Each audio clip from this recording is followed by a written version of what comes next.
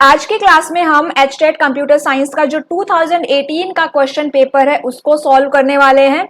ठीक है, तो चलिए स्टार्ट करते हैं आज की हमारी क्लास। मेरा नाम है Chailsha. Welcome to our channel simply studies with चैलशा।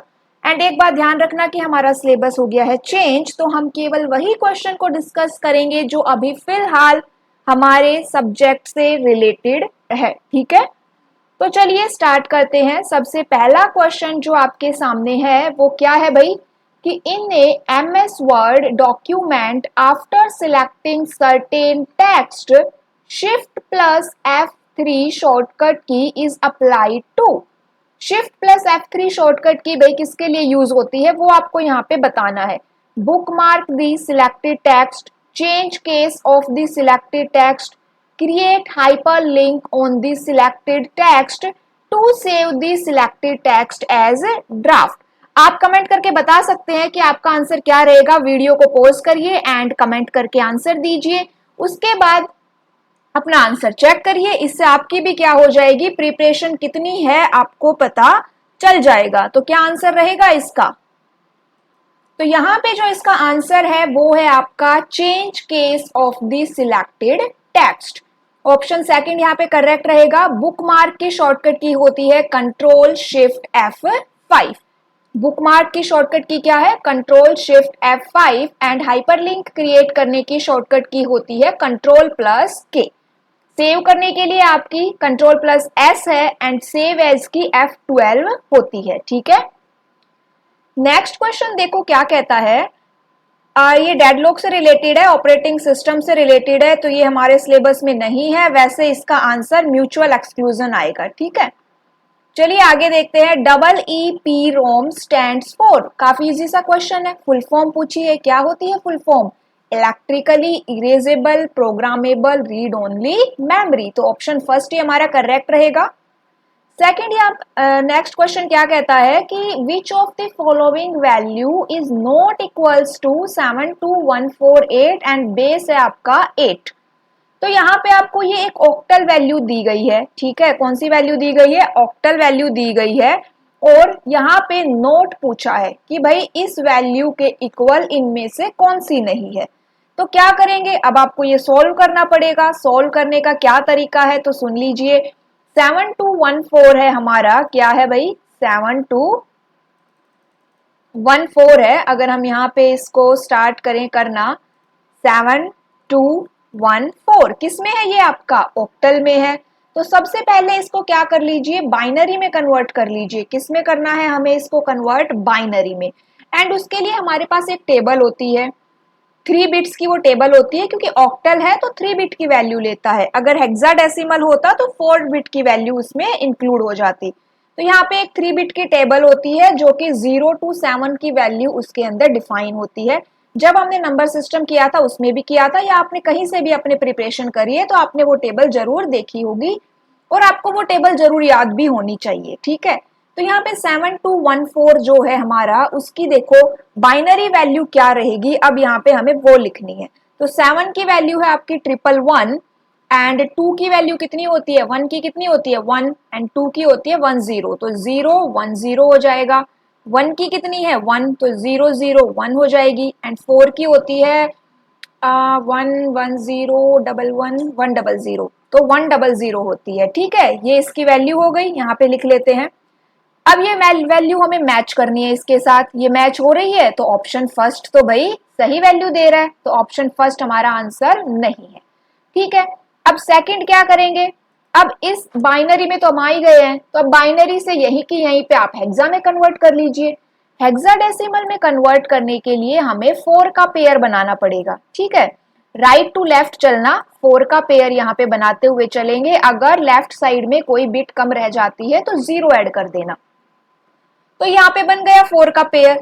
अब इसके लिए आपको, तो अब यहाँ पे देखो, अब ये हेक्साडेसिमल वाली टेबल में ये वैल्यू किन किन की होती है वो हमें बतानी है।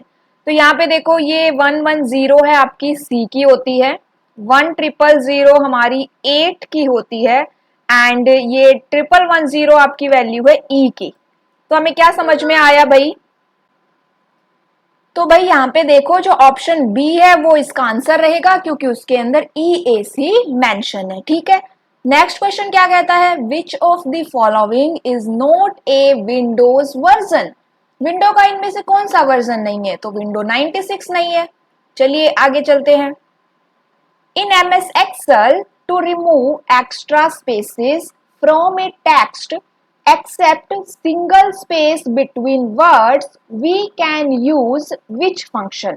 क्या कहना चाह रहा है कि जो हमारे टेक्स्ट के एक्स्ट्रा स्पेस होते हैं ना लेफ्ट और राइट में, उनको रिमूव करना है। बस कौन सा स्पेस रिमूव नहीं करना, ये जो बीच में सिंगल स्पेस आ रहा है वर्ड्स के बीच में, इसको रिमूव नहीं करना। तो इसके लिए कौन सा फंक्शन यूज होता है, आपका ट्रिम फंक्शन यूज होता है।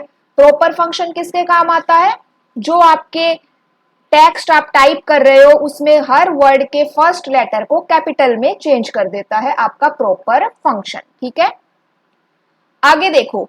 इन MS PowerPoint shortcut key is used to open macro dialog box to run create और डिलीट ए मैक्रो। मैक्रो की शॉर्टकट की पूछी है, पावर पॉइंट में पूछी है, चाहे वर्ड में पूछे या एक्सेल में पूछे, सेम ही होती है। क्या होती है, Alt plus F8 and power point में कंट्रोल प्लस M आपकी न्यू स्लाइड क्रिएट करेगा। और अगर ये वर्ड में यूज करोगे कंट्रोल प्लस M तो पैराग्राफ में इंडेंटेशन के लिए यूज होता है। ठीक है, चलिए आगे वाला क्वेश्चन देखो, ये भी MS Excel से ही है। इन MS Excel which facilitates to specify some criteria, किसकी बात हो रही है, some criteria in one or more columns to display selective data। मतलब कि आप कोई कंडीशन अप्लाई करो और उस कंडीशन के बेस पे आप कॉलम को देखो। तो क्या कर दिया हमने, फिल्टरिंग कर दी, तो ऑप्शन थर्ड यहाँ पे सही हो जाएगा। आगे देखिए। In Windows after selecting my computer और this PC icon on desktop system properties can be viewed by pressing shortcut key. यहाँ पे क्या पूछ रहा है कि भाई जो हमारा दिस PC आइकन होता है ना, आप उसको सिलेक्ट कर लो और फिर आपको सिस्टम प्रॉपर्टी ओपन करनी है, तो उसकी शॉर्टकट की क्या होती है, तो उसकी शॉर्टकट की आपकी होती है Alt प्लस में एंटर। क्या होगी हमारी शॉर्टकट की, Alt प्लस में enter. QWERTY QWERTY is a type of what in the world of computers. QWERTY क्या है, काफी सिंपल सा क्वेश्चन है भाई, मोस्ट पॉपुलर कीबोर्ड है। आगे चलो। In context of dependability in software engineering, software engineering का क्वेश्चन है। The ability of the system to deliver services when requested is called, and the ability of the system to deliver services as requested is called। दो बातें कह रहा है, English में problem है तो हिंदी में देख लो, हिंदी में ज्यादा अच्छे से समझ में भी आ जाएगा। कह रहा है कि जब हमें जरूरत है, जब हमें चाहिए, तब वो सर्विस हमें मिले, उसे क्या कहा जाता है। दो ऑप्शन है आपके पास, उपलब्धता या विश्वसनीयता। भाई उपलब्ध होगी, अवेलेबल होगी, तभी तो वो चीज मिलेगी। तो यहां के लिए तो हमारा ऑप्शन करेक्ट हो गया, अवेलेबिलिटी। अब जैसी चाही गई वैसी सेवा हमें मिली, मतलब जिस चीज की आपने रिक्वेस्ट की है ना, केवल सेम वही आपको मिला है, उसका कुछ और, उसके ऑल्टरनेट में आपको कुछ और नहीं मिल गया। तो मतलब क्या हो गया, जो मिला आपको सही मिला है। क्या हो गई वो चीज, रिलायबिलिटी। तो ऑप्शन फर्स्ट यहाँ पे करेक्ट हो जाएगा। चलिए अगला क्वेश्चन क्या कहता है, विच of the following is not an appropriate set of super computers of India. अब हमें यहाँ पे सुपर कंप्यूटर का पता होना चाहिए भाई, इंडिया के कौन कौन से हैं। तो देखो पद्मा, युवा, कंचनजंगा, शावक, ये सभी सुपर कंप्यूटर्स है। सहस्त्र, आदित्य, परम, युवा सेकंड, शावक ये भी है। पद्मा, सहस्त्र, ईशान, प्रत्यूष ये भी है, एंड अलौकिक, अद्वितीय, परम, आयुष ये नहीं है। ठीक है, इसके अंदर फोर्थ ऑप्शन हमारा आंसर रहेगा। Next question MS PowerPoint से रिलेटेड है। To easily rearrange slides we can use which option found under view tab. Slide show, slide sorter, handout master, slide master. तो कौन से option को आप choose करोगे view tab में से कि आप स्लाइड्स को रीअरेंज कर दो? तो देखो स्लाइड शॉर्टर रहेगा, स्लाइड शॉर्टर के अंदर आप थंबनेल्स में सारी स्लाइड्स को देख सकते हो। चलिए अगला क्वेश्चन देख लेते हैं।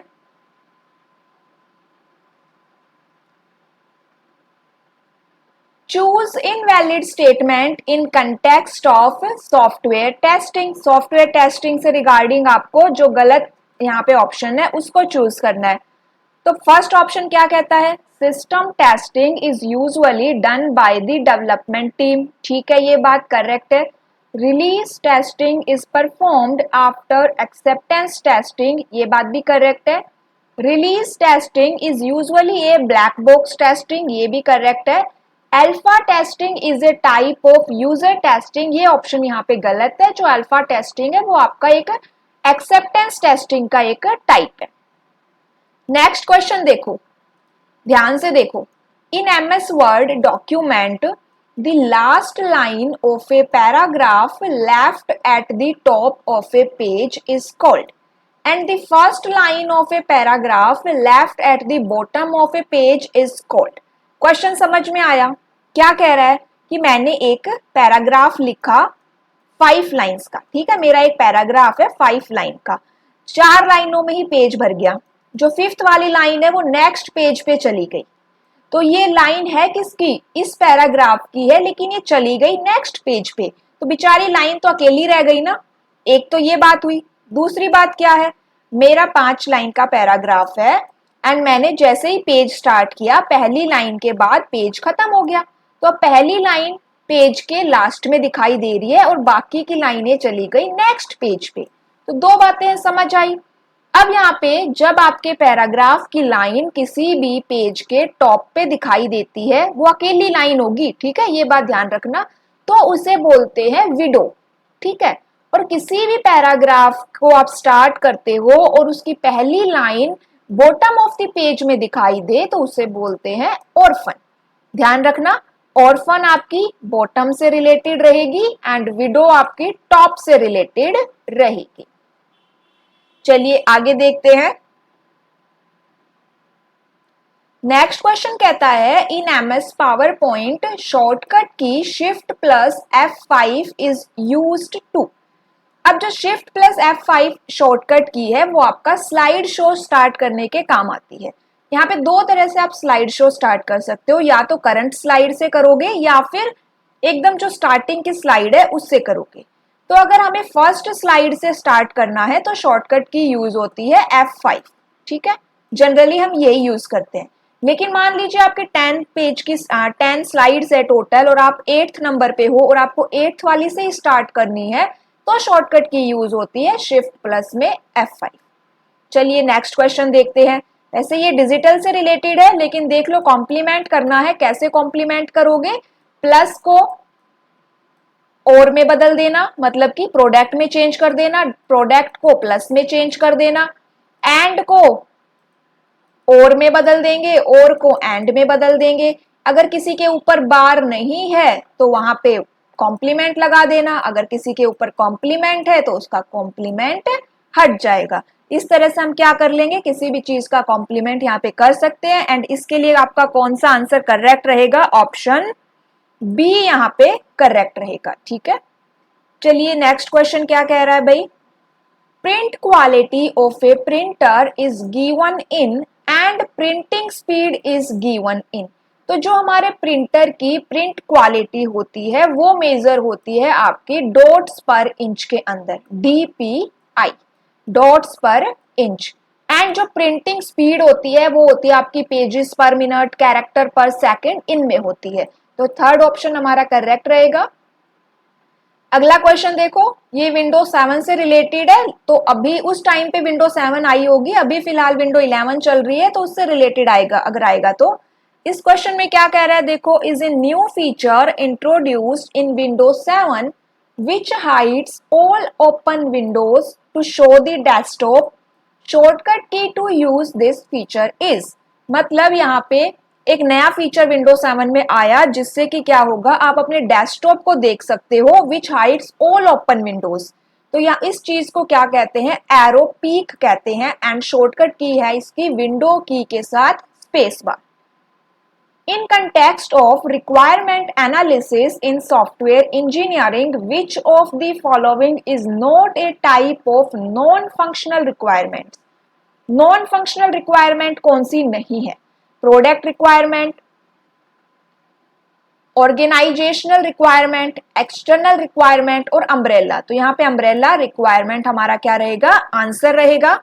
चलिए ये फिर से ऑपरेटिंग सिस्टम से रिलेटेड क्वेश्चन है, शेड्यूलिंग एल्गोरिदम का है, अभी फिलहाल हमारा डिस्क शेड्यूलिंग एल्गोरिदम से है। नेक्स्ट क्वेश्चन कहता है भाई एडिशन करो, डिजिटल इलेक्ट्रॉनिक्स का है। एडिशन कैसे करोगे, देखो यहाँ पे हेक्साडेसिमल है, यहाँ पे डेसिमल है, तो या तो क्या करो इसको डेसिमल में कन्वर्ट कर लेना एंड फिर दोनों को नॉर्मली जैसे आप ऐड करते हो वैसे ऐड कर दो। उसके बाद ऑप्शन में आपके क्या है, आपका आंसर आएगा डेसिमल में, मैच कर जाता है तो ठीक है, नहीं तो फिर आपको डेसिमल को ऑक्टल में कन्वर्ट करना पड़ेगा या फिर हेक्साडेसिमल में कन्वर्ट करना पड़ेगा। तो यहाँ पे आप ऐसे अपना आंसर चेक कर सकते हो। अगला क्वेश्चन क्या कहता है, what is the output of the MS Excel function ceiling 41.1,3। तो जो आपका सीलिंग फंक्शन है ना उसके अंदर ये आपका वैल्यू है और ये उसका सिग्निफिकेंस है। तो नियरेस्ट इंटीजर को रिटर्न करता है या फिर नियरेस्ट मल्टीपल सिग्निफिकेंस को रिटर्न करता है ये आंसर में। तो सीलिंग फंक्शन हमें यहाँ पे आंसर देगा 41.1 का क्या मिलेगा, हमें 42 मिलेगा। अब ये है यहाँ पे आपको इसको डिवाइड करना है और डिवाइड करके पूछा गया है कि भाई क्वोशंट क्या आएगा और रिमाइंडर क्या आएगा। तो आप इसको दो तरीके हैं यहाँ पे इसको सॉल्व करने के। पहला मेथड तो क्या है कि आप सिंपली अपने डिजिटल के अंदर डिवाइड करते भी होंगे, 10 10 11 है, इसको किससे डिवाइड कर दो, कैसे डिवाइड करते हो आप अपना, नॉर्मली इसी तरह से डिवाइड करते हो, यहाँ पे लिख देंगे 1 1। एक तो ये मेथड है इसको डिवाइड करने का। दूसरा मेथड क्या है, इनको डेसिमल में कन्वर्ट कर लो, 10 10 11 को क्या कर लो डेसिमल में कन्वर्ट कर लो, इसका डेसिमल आएगा 43 एंड 11 का डेसिमल है 3। ठीक है, ये क्या आ गया, इनकी डेसिमल वैल्यू आ गई। अब इसको डिवाइड कर दो। अब अगर 43 को 3 से डिवाइड करेंगे तो क्वोशंट कितना आ जाएगा, क्वोशंट तो चला जाएगा इसका 40, इतना चला गया। और रिमाइंडर में हमें क्या मिल जाएगा, रिमाइंडर में हमें 1 मिलेगा। तो 1 तो आपको मिल जाएगा, ठीक है। अब ऑप्शन ए और ऑप्शन डी जो हमारा है उसके अंदर 1 मेंशन है, ठीक है, यहाँ पे देखो रिमाइंडर 1 है। बात आ गई क्वोशंट की। अब 14 को क्या करो, फिर से हम उसमें बाइनरी में कन्वर्ट कर लेंगे। अब बाइनरी में कन्वर्ट कैसे करोगे, तो 14 को बाइनरी में कन्वर्ट हम इस तरह से करते हैं, पहले किस पे गया, 2 7 जा पे 0 आ गया, फिर 2 3 जा 6, कितना रिमाइंडर आया 1 आया, फिर 2 1 जा पे गया, रिमाइंड यहाँ पे 1 बचा, फिर यहाँ पे 2, यहाँ 0 एंड 1। तो 1 मतलब ऑप्शन क्या हो गया आपका फर्स्ट यहाँ पे करेक्ट हो जाएगा। तो एक मेथड ये है एंड दूसरा मेथड क्या है इसका, दूसरा मेथड आप यहाँ पे इसको डिवाइड करिए, 1 पे जाएगा, यहाँ पे 1 1 आ जाएगा, फिर यहाँ पे इसको सॉल्व करिए, 1 - 1 0, 10 - 1 यहाँ पे 1 नहीं जा रहा, फिर यहाँ पे 0 आएगा, फिर ये 1 पे जाएगा। इस तरह से क्या कर सकते हो, आप इसको सॉल्व कर सकते हो। तो ये दो मेथड है, आपको जो भी इजी लगे आप उसको पिक कर लीजिए। चलिए नेक्स्ट क्वेश्चन देखते हैं, इसको रब कर देते हैं हम।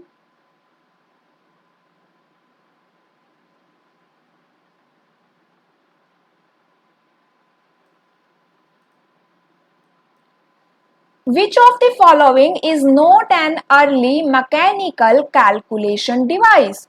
Abacus, Napier bones, slide rules, differential calculus।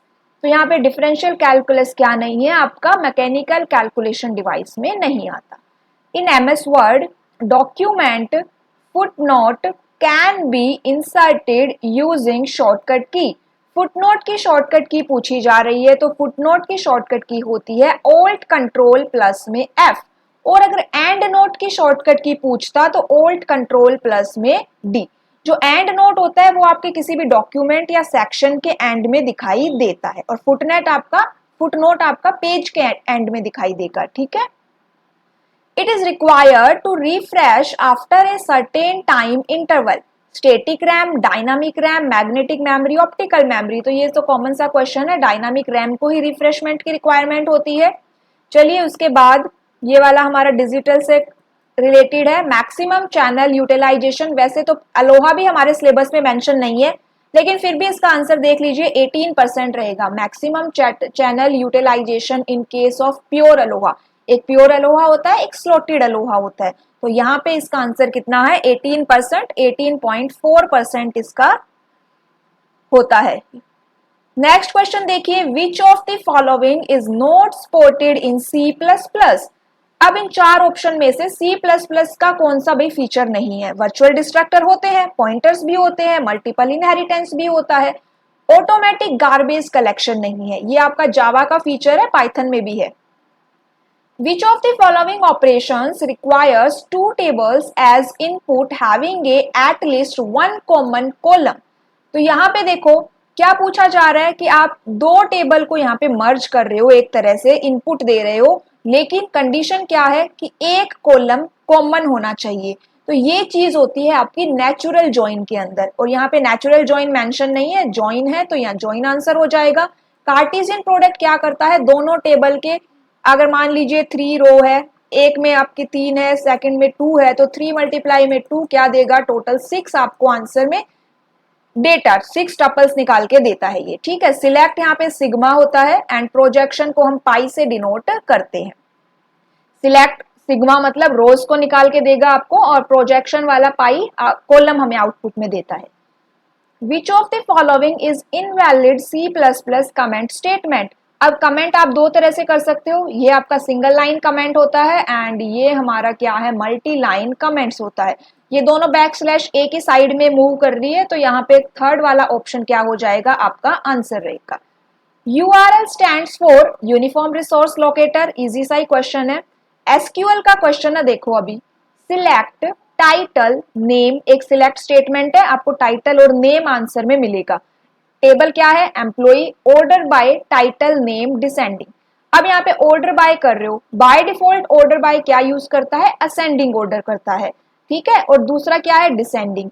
तो यहाँ पे आपने नेम को तो डिसेंडिंग में कर दिया है ना। In output of the above query the different titles are listed in which order and name of employees having same title are listed in which order. तो टाइटल का क्या ऑर्डर रहेगा और एम्प्लॉइज का क्या, जो नेम है उसका क्या ऑर्डर रहेगा। तो भाई नेम का तो डिसेंडिंग ऑर्डर है क्योंकि यहाँ पे मेंशन है, तो डिसेंडिंग यहाँ पर है और यहाँ पर है। अब टाइटल का यहाँ पे मेंशन नहीं किया, तो मतलब टाइटल का बाय डिफॉल्ट असेंडिंग ऑर्डर रहेगा। तो असेंडिंग ऑर्डर कहाँ है आपका, सेकंड ऑप्शन करेक्ट रहेगा। चलिए अगला क्वेश्चन HTML का है। In context of HTML, what will be the result of the following? Paragraph p tag है, ये पैराग्राफ है, this is del and ins insert tag. तो यहाँ पे देखो अब हमें ये पता होना चाहिए कि भाई ये डिलीट टैग है और ये इंसर्ट टैग है। अब इनका क्या काम है, तो डिलीट टैग क्या करता है, आपके टेक्स्ट को डिलीट करेगा। तो वेब यहाँ से डिलीट कर दिया इसने, अब ये डिलीट कर दिया तो ये हमें शो कैसे करेगा, इसको बीच में एक लाइन पास कर देगा, ठीक है। इंसर्ट टैग क्या करता है, HTML इंसर्ट हुआ है, अब ये इंसर्ट टैग ने इंसर्ट किया है, तो इससे हमें कैसे पता चलेगा, इसके नीचे एक अंडरलाइन लग जाएगी। तो ऑप्शन थर्ड हमारा क्या हो गया, करेक्ट हो गया। Is an application layer protocol while is an internet layer protocol in TCP/IP reference model. तो TCP/IP रेफरेंस मॉडल में जो आपका DNS है वो एक एप्लीकेशन लेयर प्रोटोकॉल है एंड TCP हमारा इंटरनेट लेयर प्रोटोकॉल रहेगा। Intersection operation on two database relation is, अब ये इंटरसेक्शन जो होता है ये आपका एसोसिएटिव एंड कम्यूटेटिव दोनों होता है, ठीक है। नेक्स्ट क्वेश्चन देखिए, ये ट्रैवर्सिंग है बाइनरी ट्री, ये वैसे हमारे सिलेबस में मेंशन नहीं है ट्रैवर्सिंग का, और ये इनफिक्स पोस्टफिक्स भी मेंशन नहीं है, लेकिन अगर हम इसको सॉल्व करना चाहे तो एक बार देख लीजिए कैसे सॉल्व होते हैं। मैं आपको थोड़ा सा आइडिया दे देती हूँ इनको सॉल्व करने का। अगर आपको डिटेलिंग में देखना है तो इनके लिए काफी अच्छे से मैंने क्लासेस में डिस्क्राइब किया हुआ है विद एग्जांपल, आप वहां पे देख सकते हो। तो देखो 3 ऑर्डर होते हैं आपके पास, प्री ऑर्डर होता है, इन ऑर्डर होता है और पोस्ट ऑर्डर होता है, ठीक है। इन ऑर्डर को इन से पता चल रहा है, इन मतलब बीच में रहेगा, तो रूट इसमें बीच में रहेगा, मतलब लेफ्ट रूट राइट, ठीक है। प्री में पहले रहेगा तो यहाँ पे रूट पहले आ जाएगा, उसके बाद आएगा लेफ्ट एंड देन आएगा राइट। पोस्ट के अंदर क्या है आपका, रूट लास्ट में चला जाएगा। तो लेफ्ट, राइट एंड रूट। अगर आपके पास प्री ऑर्डर और इन ऑर्डर दोनों है तो आप पोस्ट ऑर्डर को फाइंड आउट कर सकते हो, ठीक है। अब कैसे फाइंड आउट करोगे, देखो दो चीजें हमारे पास मेंशन है, थोड़ा सा यहाँ पे देखो। अब इनमें इन ऑर्डर कौन सा है, ये आपका इन ऑर्डर है एंड ये प्री ऑर्डर है। इन ऑर्डर में आपको रूट बीच में मिलेगा और प्री ऑर्डर में रूट आपको स्टार्टिंग में मिलेगा। तो यहाँ पे स्टार्टिंग में पी है, मतलब कि मेरा रूट हो गया पी। यहाँ पोस्ट ऑर्डर में रूट लास्ट में मिलेगा, तो भाई ये तो ऑप्शन तो हो नहीं सकता, लास्ट में मेरा पी होना चाहिए। तो फर्स्ट, सेकंड, थर्ड ये तीन ऑप्शन रहेंगे, ठीक है। रूट डिसाइड हो गया, अब लेफ्ट राइट की वैल्यू हमें चूज करनी है। तो रूट क्यू है, उसके बाद ये सारी वैल्यू बच गई एंड यहाँ पे हमारा रूट हमारा पी है, ठीक है। रूट क्या है हमारा पी एंड पी से इधर आपका क्या बचा है, क्यू और एस। तो ये आपका लेफ्ट साइड में होगा और टी आर यू आपका राइट साइड में होगा। इतनी बात हमें समझ में आ गई हमें समझ में। अब क्यू एस को सॉल्व करो। क्यू एस है, ये भी इन ऑर्डर में है तो सेम वही फॉर्मूला का फॉलो करेगा। ये लेफ्ट कौन सा है, ये इन ऑर्डर है ना, तो लेफ्ट, रूट और राइट ये। तो अब इस तरह से हम क्या कर सकते हैं, अब आप पूरे क्वेश्चन को सॉल्व कर सकते हो आराम से सेम इसी मेथड से कि भाई किसमें लेफ्ट राइट, साथ साथ में अपना ट्री बनाते हुए चलना, ठीक है। चलिए नेक्स्ट क्वेश्चन क्या कहता है, ये पोस्ट फिक्स का है। यहाँ पे आपको ये भी हमारे अभी फिलहाल सिलेबस के अंदर मेंशन नहीं किया गया है। आगे क्वेश्चन देखते हैं। Consider a relation which of the following statement is not true according to inference rule for functional dependencies. तो यहाँ पे कौन सा फंक्शनल डिपेंडेंसी के लिए इनफेरेंस रूल नहीं है, ये आपका रूल है ए टेंस, ट्रांजिटिविटी का रूल है ये, A B, B C and then A C. उसके बाद A B then A C tends to B C, ये भी हमारा रूल है। A tends to B and A tends to C then A tends to B C, ये आपका rule है। तो सेकंड ये आपका कोई रूल नहीं है। अगर ये होता तो ए टेंस टू बी सी इस तरह से होता, ठीक है। In HTML version 5, the declaration tag is used by the web browser to understand the version of the HTML. तो यहाँ पे ऑप्शन फर्स्ट जो आपका करेक्ट रहेगा, option first. In C++, which of the following operator cannot be overloaded? तो dot operator को आप overload नहीं कर सकते। In context C++, the process of individually copying each member of an object to the corresponding member of another object of the same class is known as। तो इस चीज को कहा जाता है शैलो कॉपिंग, ठीक है। क्या कहा जाता है, शैलो कॉपिंग। अगला question, choose most appropriate option considering that GP and IP are declared as void star and int star respectively in C++। तो यहाँ पे देखो आप क्या इस तरह से ये डिक्लेयर कर सकते हो, तो यहाँ पे ये दोनों ही क्या है, इनवैलिड स्टेटमेंट्स है। ऑप्शन 4 यहाँ पे आंसर रहेगा। नेक्स्ट क्वेश्चन देखो, let for any relation are.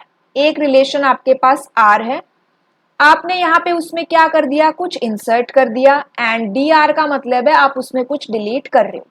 फिर हमारे पास दो रिलेशन है, अब मान के चलो हमारे पास दो रिलेशन है R1 और R2। R1 में आपकी प्राइमरी की है एंड R2 के अंदर आपकी फॉरेन की है। तो कौन सी इंसर्शन या डिलीशन, इन दोनों में से कौन सा ऑपरेशन रेफरेंशियल इंटीग्रिटी कंस्ट्रेंट को वॉयलेट करेगा, मतलब कि आप अच्छे से परफॉर्म नहीं कर सकते कौन सा ऑपरेशन। देखो अब कौन सा ऑपरेशन है जो आप अच्छे से नहीं कर सकते, यहाँ पे आप रिलेशन R1 जिसमें प्राइमरी की है उसमें कुछ इंसर्ट कर दो, फॉरेन की वाले में इंसर्ट कर दो, इजीली हो जाएगा। इसमें से डिलीट कर रहे हो, इसमें डिलीट कर रहे हो, तो ये भी हो जाएगा। तो अब अगर हम R1 के अंदर कुछ इंसर्ट करें और R2 में से कुछ डिलीट करें तो ये भी पॉसिबल है, ठीक है। लेकिन अगर आप फॉरेन की में कुछ इंसर्ट करो जो एट्रीब्यूट प्राइमरी की वाली टेबल में है ही नहीं एंड हम प्राइमरी टेबल में से कुछ डिलीट कर रहे हैं जो कि आपका फॉरेन टेबल में भी है, तो मतलब ये चीज क्या हो जाएगी, ये आपकी रेफरेंशियल इंटीग्रिटी वाली जो प्रॉपर्टी है ना उसको वॉयलेट करेगा। क्यों, क्योंकि दोनों के अंदर आप सेम ही तो डेटा जा रहा है, आई मीन कि जो एट्रीब्यूट्स आपके प्राइमरी टेबल में है वही एट्रीब्यूट्स आपके फॉरेन टेबल में भी रहेंगे। तो अगर आप फॉरेन टेबल में कुछ नया एट्रीब्यूट ऐड कर दोगे तो वो आपको प्राइमरी में नहीं मिलेगा, एंड प्राइमरी में से कुछ डिलीट कर दोगे तो वो फॉरेन में भी रह जाएगा, वहां से डिलीट नहीं होगा। तो इसीलिए इसका जो हमारा आंसर रहेगा वो है आंसर 4। तो इतना आपको समझ में आ गया कि भाई आप किसके अंदर इंसर्ट कर सकते हो, किसके अंदर डिलीट कर सकते हो। तो हमारा रेफरेंशियल इंटीग्रिटी की प्रॉपर्टी कैसे यहाँ पे वॉयलेट हो रही है। एंड रेफरेंशियल इंटीग्रिटी की प्रॉपर्टी है वो आपकी फॉरेन टेबल के अंदर ही मिलती है। नेक्स्ट क्वेश्चन क्या कहता है, देखो, इन HTML link for email can be created using which of the following. Email आप कैसे क्रिएट कर सकते हो, तो यहाँ पे जो आपका आंसर करेक्ट रहेगा वो है ऑप्शन 3। एंकर टैग हम यहाँ पे यूज करेंगे। एंकर टैग मतलब कि AHREF is equals to mail to, and जो आपकी मेल आईडी है वो आप यहाँ पे मेंशन करेंगे, उसके बाद एंकर टैग क्लोज हो जाएगा। विच of the following is suitable tag for JavaScript, तो स्क्रिप्ट टैग होता है। A relation in which every known key attribute is fully functionally dependent on the primary key and which has no transitive dependency set to be in, तो transitivity किसमें नहीं होती, third normal form में नहीं होती, तो ऑप्शन 3 यहाँ पे आंसर रहेगा हमारा। क्या कहता है अगला क्वेश्चन, तो ये आपका अभी फिलहाल सिलेबस में मेंशन नहीं है। नेक्स्ट क्वेश्चन देखिए, इन context of C++ consider the following statement, friend function of a class can directly access both private and protected data। तो ये बात बिल्कुल करेक्ट है। C++ हमने काफी अच्छे से किया है, आपको कोई डाउट नहीं रहना चाहिए। तो आपका ऑप्शन 1 क्या है यहाँ पे करेक्ट है। फ्रेंड फंक्शन दोनों डेटा को एक्सेस कर सकता है। Member function of derived class can directly access both private and protected data, तो ये बात गलत है, वो केवल प्रोटेक्टेड को और पब्लिक को ही एक्सेस कर सकता है। A double ellipse represents attributes in ER diagram। देखो सिंगल अगर इलिप्स है तो एट्रीब्यूट है, अगर ये डबल हो जाए तो ये मल्टी वैल्यूड हो जाता है। और ड्राइव कैसा होता है, आप डॉट डॉट डॉट में अगर आप इलिप्स बनाओगे तो वो ड्राइव्ड एट्रीब्यूट्स होता है। मैच दी फॉलोइंग करना है हमें यहाँ पे। तो देखो बिंग क्या है, उससे पहले हम चलो राइट साइड से स्टार्ट करते हैं। सोशल नेटवर्किंग आपकी है फेसबुक, ईमेल हो गया जीमेल, सर्च इंजन है बिंग, ऑनलाइन शॉपिंग फ्लिपकार्ट हो गया, वेब ब्राउजर गूगल क्रोम हो गया। ठीक है, इजी था। चलिए नेक्स्ट क्वेश्चन क्या है, time complexity of merge sort algorithm and binary search algorithm are respectively. Complexity बतानी है तो मर्ज शॉर्ट की क्या होती है n log n, और बाइनरी सर्च की क्या होती है log n, तो ऑप्शन 2 रहेगा। In HTML, the element is used to contain characters that should be superscript। Script के लिए SUP, सबस्क्रिप्ट के लिए SUB। फिर से मैच ऑफ द फॉलोइंग है, तो देखो माइक्रोसॉफ्ट ऑफिस क्या है, एक एप्लीकेशन सॉफ्टवेयर है। विंडो 10 ऑपरेटिंग सिस्टम है। विनजिप कंप्रेसर हो गया। AVG आपका एंटीवायरस है, एंड बच क्या गया NDLI digital library application. Which of the following is not among manipulators in C++? तो setw, setfail, reset, iOS flags, unset। तो unset क्या नहीं है आपका मैनिपुलेटर नहीं है। Sometimes a text in picture format is shown on certain web page and you are asked to enter the same text in a text box. Such text shown in picture format is known as। समझ में आ गया होगा किसकी बात हो रही है, captcha की बात हो रही है। ऑप्शन 2 आपका आंसर रहेगा। चलिए नेक्स्ट क्वेश्चन देखो, लास्ट क्वेश्चन है। आईपी एड्रेस दिया हुआ है belongs to which of the following class. तो देखो यहाँ पे जो क्लास ए होती है उसके आईपी एड्रेस होते हैं 0 से 127, तो ऑप्शन 1 यहाँ पे करेक्ट रहेगा।